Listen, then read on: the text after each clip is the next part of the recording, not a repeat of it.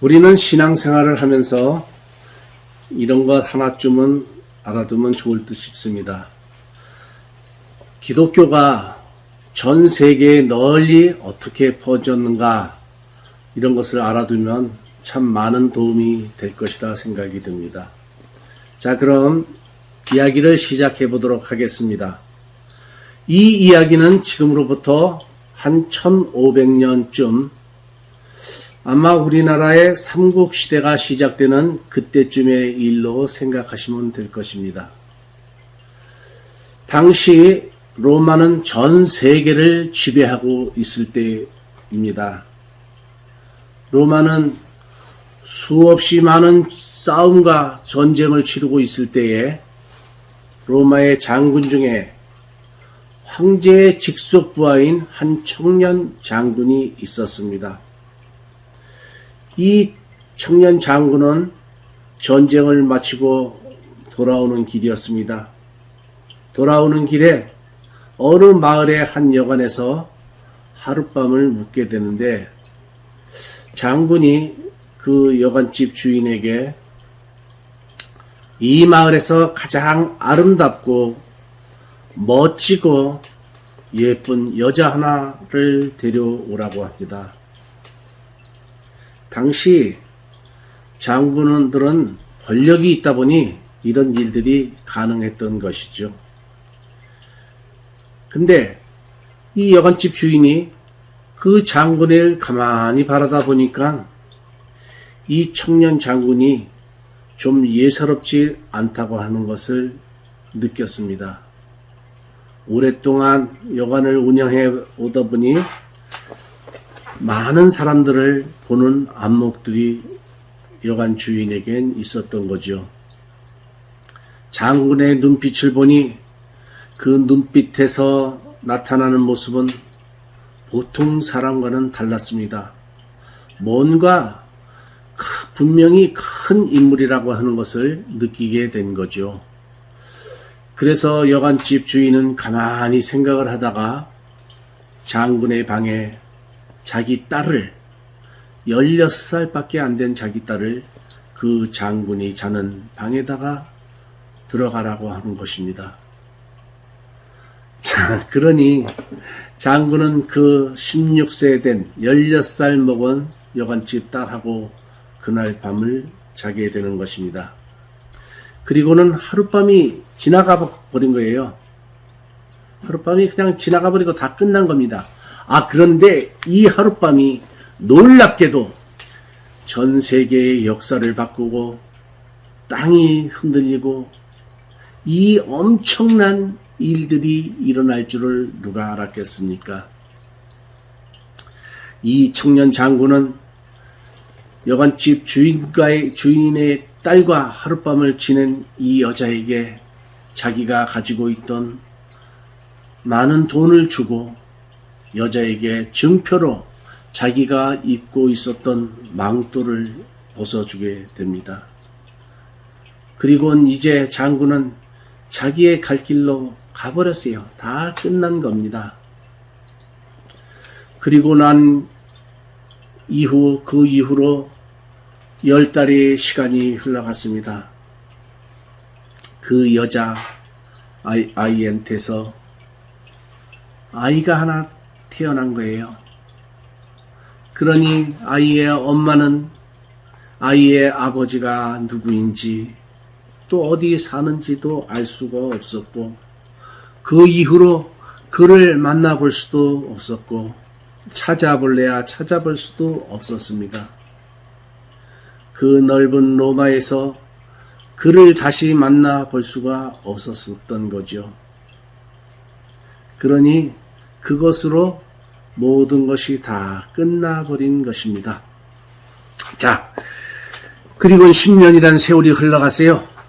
그런데 역사라는 게 참 묘한 것입니다. 10년이란 세월이 지나간 후에 23살짜리 장군이 33살이 되어서 그 지역의 총독으로 부임을 하게 됩니다. 장군은 그 지역을 총독으로 부임을 해왔었어도 10년 전 그날 여관에서 있었던 일에 대해서는 까맣게 잊고 있었습니다.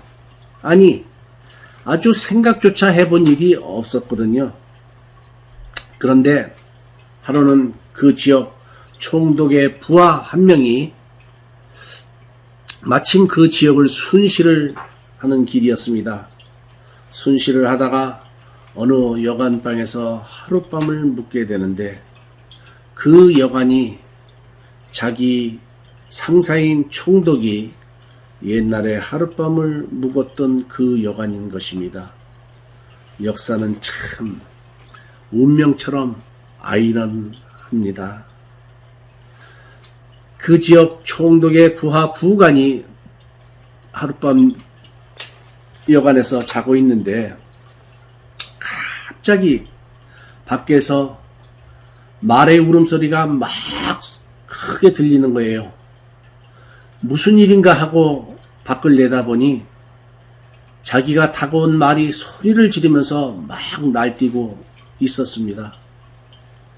그래서 그는 급히 뛰어나가서 가서 보니 10살 된 여관집 그 꼬마 아이가 말하고 장난을 치고 막 노는 것이었습니다. 부관은 아이가 말하고 장난치고 노는 것이 말도둑인 줄 알고 말을 훔쳐가는 줄 알고 뛰어나가서 말도둑의 손목을 잘라버리려고 뛰어나간 겁니다. 그 당시에 말을 훔치다가 잡히면 손목을 잘라버리거나 죽여버립니다.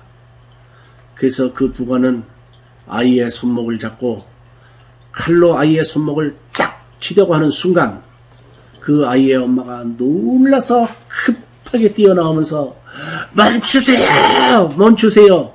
우리 아이를 살려주세요! 하고 소리는 치는 겁니다. 부관이 그 아이의 엄마를 쳐다보니 이 아이를 살려주세요. 이 아이를 살려주세요. 이 아이는 로마의 장군의 아들입니다. 라고 이렇게 말을 하면서 그 엄마는 그 부관에게 이 아이가 장군의 아들이라고 하는 것을 장군의 이름이 새겨져 있는 그 망토를 그 부관에게 보여줍니다. 그런데 부관이 가만히 그 망토를 보니까 이 망토에 이름이 새겨져 있고 자기 상사의 이름이 새겨져 있고 부표가 붙어 있는 겁니다. 그 망토가 분명히 자기 상관의 망토가 맞는 것이었습니다. 그래서 부관은 자기 총독에게 그 상황을 보고했습니다.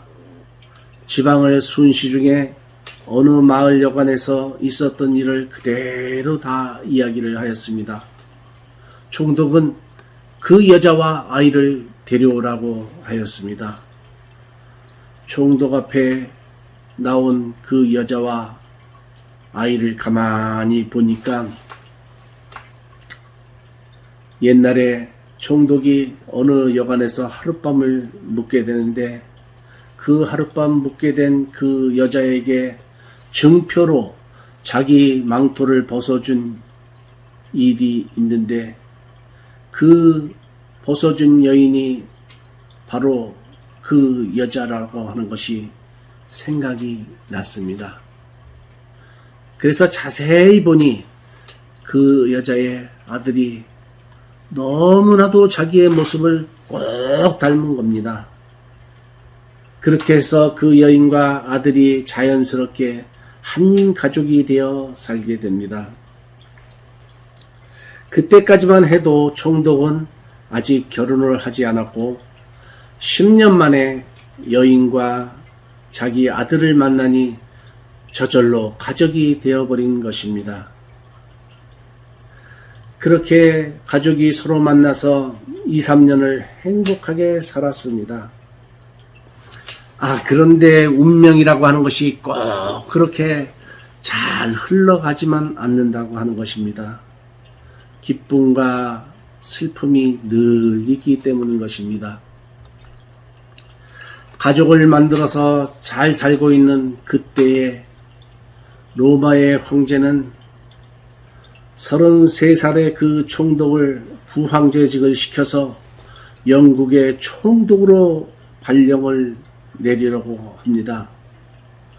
부황제직으로 승진을 하는 일은 참 좋은 일인데 부황제라고 하는 그 승진이 그 가족에게는 마냥 좋은 일들은 아니었던 것입니다.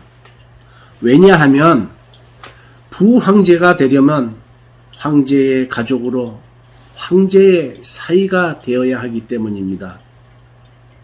그것은 황제와의 가족이 되어서 나중에 혹시라도 황제를 배신하는 것을 막기 위한 장치인 것입니다.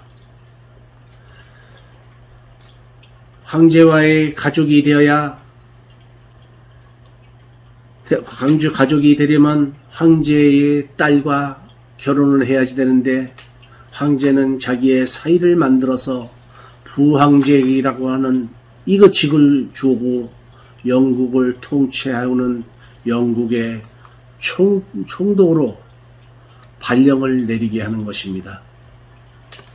그 총독은 자기 아들과 여인을 만나서 가족을 만들어서 2년, 3년 동안 같이 행복하게 살았을 뿐인데 영국으로 황제가 발령을 내린다고 하니 참 어쩔 수가 없었습니다. 근데 로마의 귀족들은 일반 서민들하고는 결혼을 할 수가 없는 제도입니다. 그래서 결국 그 여인과 합법적으로 부부가 되질 못하고 그 여인은 또다시 버림을 받게 됩니다. 그리고는 이 총독은 로마의 황제의 딸과 결혼을 하게 되고 부황제가 되어서 영국으로 보내집니다. 그러니 그 여인은 또다시 버림을 받게 되는 겁니다. 그런데 더욱더 잔인한 것은 로마의 황제는 그의 아들을 인질로 잡습니다. 그리고는 내가 만약 영국 가서 다른 마음을 먹으면 너의 아들을 죽여버린다 라고 로마 황제는 그의 아들을 인질로 잡고 부황제직을 주어 영국으로 떠나보냈습니다. 그러니 이 여인은 얼마나 10년 동안 남편을 만나서 행복하게 사는가 싶더니 또 버림을 받고 아들마저 빼앗기는 그 고통과 아픔은 견딜 수가 없었습니다. 그렇게 슬픔에 잠겨있던 이 여인은 그때 당시 수없는 박해 속에서도 기독교 신앙을 믿으며 살아가고 있는 기독교인들의 도움을 받아서 신앙을 갖게 되고 기독교인이 됩니다. 여러분, 당시 그때 AD 303년 이 시대에는 디오클레이타인 이 시대 때는 기독교인들의 박해가 심했던 때라 예수 믿다가 잡히면 불에 태워 죽이고 또 사자굴에 쳐넣어 죽일 때입니다.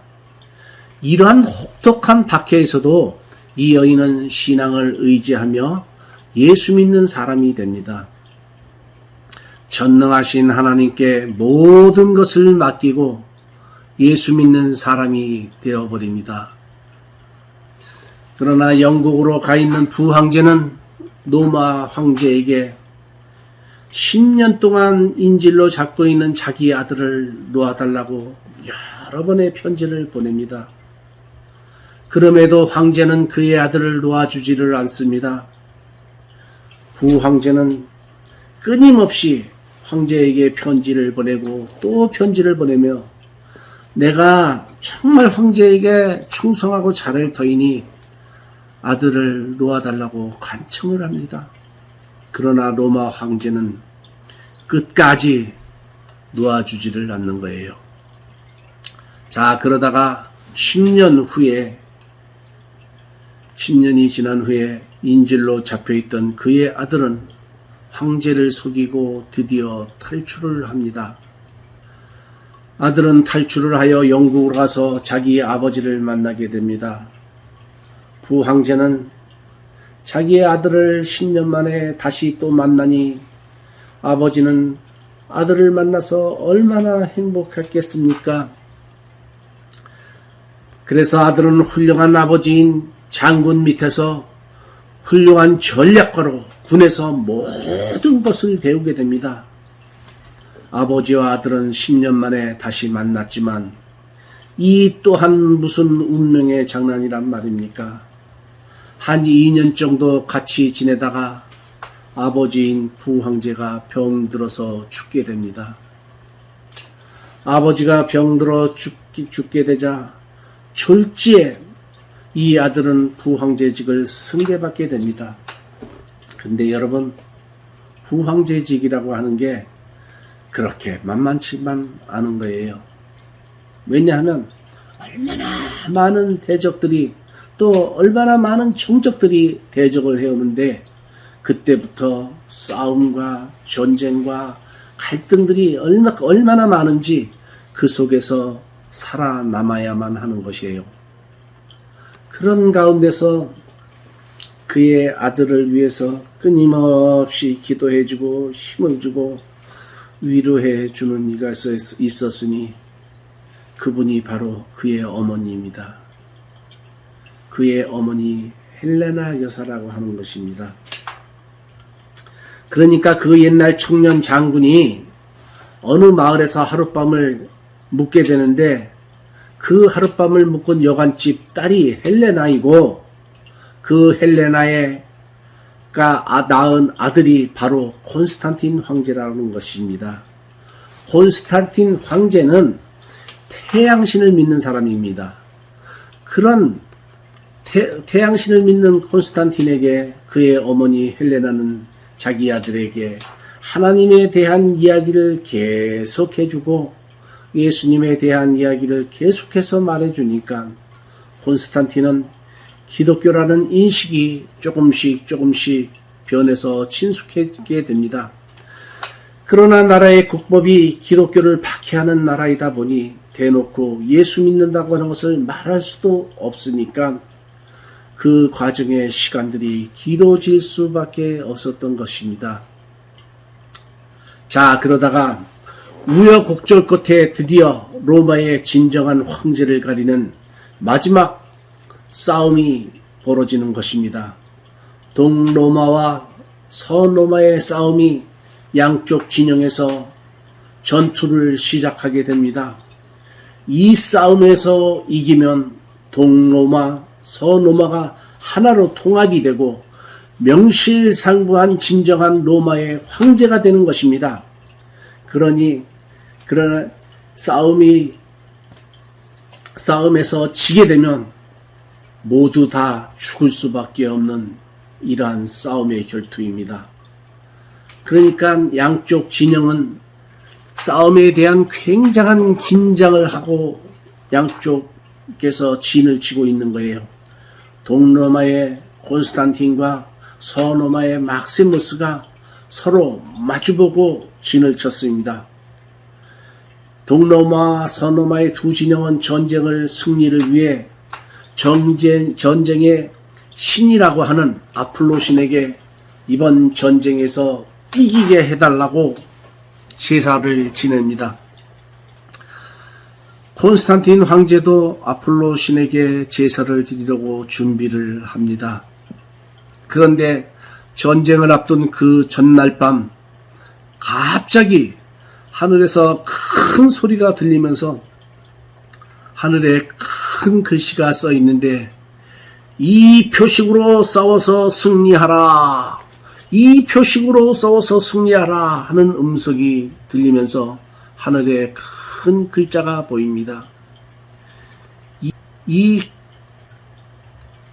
그리스도라고 하는 말의 줄임말인데 히브리 글자에 그리스도의 표식으로 이겨라 하는 말입니다. 그래서 천주교에 가면 이러한 표식들이 있고 신부들의 가운에도 이러한 표식들이 있고 또 목사님들의 가운에도 이 표식, 키로라고 하는 표식이 새겨져 있는 것입니다. PX라는 영어의 알파벳이 아니고 그리스도라고 하는 말입니다. 이 표식의 글자가 전쟁을 준비하는 콘스탄틴에게 하늘에서 이 표식으로 싸워서 이겨라 라고 하는 키로라고 하는 글씨가 써 있는 것을 그는 보았고 그 음성을 들었습니다. 이 콘스탄틴은 그 글자를 보고 곧바로 병사들에게 명령하기를 우리는 아폴로 신에게 제사하지 않는다. 그리고 그리스도 예수께 기도하고 전쟁하러 간다 하면서 키로라고 하는 표식을 새기고 전쟁에 나갑니다. 모든 전쟁의 무기에도 키로, 방패에도 키로, 깃발에도 키로라는 표식을 달고 전쟁에 나가는데 전투는 밀비우스 다리에서 콘스탄틴 황제와 막시무스 황제가 결투가 벌어집니다. 콘스탄틴과 막시무스는 싸움에서 이 어마어마한 싸움에서 콘스탄틴 황제가 아주 대승을 거두고 이기게 되는 겁니다. 그 싸움에서 콘스탄틴이 승리를 함으로 인해서 로마는 명실상부한 로마의 진정한 콘스탄틴 시대가 그때부터 열리게 되는 것입니다. 그리고 난 후 그는 온 제국에 칙령을 내리깁니다. 콘스탄틴 황제는 로마 제국에 있는 모든 기독교인들은 마음 놓고 예배를 드려라 하고 칙령을 내리게 됩니다. 이 칙령은 제국의 곳곳마다 속히 선포되고 제국의 모든 국민들은 다 알아야 한다고 AD 313년에 선포를 하게 됩니다. 그러면서 로마 제국에는 그 누구도 예수 믿는 기독교인들의 예배를 방해해서는 안 된다라고 명확한 국가의 기독교를 공인하는 칙령을 선포하게 되는 것입니다. 자, 이 놀라운 선포는 그 엄청난 역사 속에 수천 명, 수만 명이 죽고 죽었던 그 순교의 피 위에 수많은 사람들이 고통을 받고 목이 잘리고 사자굴에 던지고 불태워서 죽였던 그 로마의 많은 기독교인들이 마라나타 마라나타 아멘 주 예수여 오시옵소서 하며 기도했던 수많은 순교의 피 위에 드디어 자유가 선포가 되고 신앙의 자유가 선포가 되고 기독교가 로마의 국교로 공인되는 일들이 된 것입니다. 이러한 자유라는 끝자락에서 우리가 마음 놓고 예수 믿을 수 있는 것도 그리스도를 나의 구주로 고백하는 것도 이 믿음의 역사가 이 이야기 속에 숨겨져 있다는 것입니다. 자, 역사의 흐름 속에 스쳐 지나가는 한 역사의 접점에서 한 사람의 장군이 여관에서 묵었을 때 여관집 주인의 딸과 동침했었던 한 여인, 그 헬레나라고 하는 여인에게서 태어난 그 인물을 통해서 하나님께서는 놀라운 대역사를 이루시어 기독교가 꽃을 피우고 절망과 사망에서부터 소망을 갖게 되는 구원자들이 찬양을 하는 이 놀라운 역사는 결코 우연히 생긴 일이 아니라고 하는 것을 우리가 알아야 할 것입니다. 헬레나 여사의 그 믿음으로 믿음의 역사에서 이들에게 영향을 미치게 하여 이들이 아들인 콘스탄틴에게 살아계신 하나님과 예수 그리스도를 가르쳐 주었기 때문에 하늘에서 예수 그리스도의 표식을 보았을 때 이유 없이 순종을 하였기에 지금 이 복음이 여기까지 왔지 않았나 이러한 생각들을 해봅니다. 로마의 바티칸에 가면 벽에 그림이 그려져 있는데 이 그림의 밀비우스 다리에서 막세무스 황제와 콘스탄틴 황제가 두 진영에서 싸움을 하는 그림이 그려져 있습니다. 이 그림은 라파엘로가 그린 그림으로 그려져 있는데 이 그림을 보면 그림에는 콘스탄틴 황제는 황금 옷을 입고 백마를 타고 창을 가지고 있고 황제의 머리 위에는 천사들이 날아다니는 그림이 그려져 있지만 콘스탄틴을 대적한 막시무스는 말과 함께 강에 빠져 있는 그림이 벽에 그려져 있습니다. 자, 여러분 도움이 되셨는지 모르겠습니다. 그러면 다음 시간에 또 다른 주제로 다시 찾아오겠습니다. 안녕히 계십시오. 감사합니다.